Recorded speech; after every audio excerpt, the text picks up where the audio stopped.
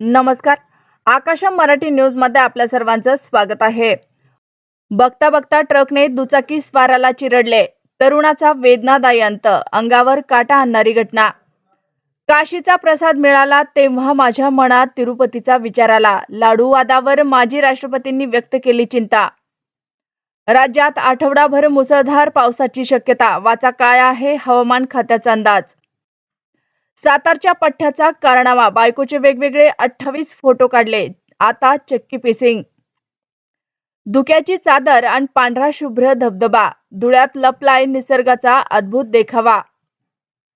अंबाबाई मंदिरात नवरात्र उत्सव तयारीला वेग. सोमवारपासून मंदिर स्वच्छता मोहीम.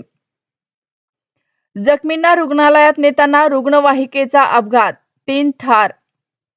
सुप्रिया सुळेंच्या भाषणात जय श्रीरामच्या घोषणा. भाजप कार्यकर्त्यांचा गोंधळ. देवेंद्र फडणवीस आणि पाटलांनी केले शांत. पुण्यातील घटना. ज्याला मानतो मोठा भाऊ त्यालाच 90 फूट उंचीवरून मारायला लावली उडी.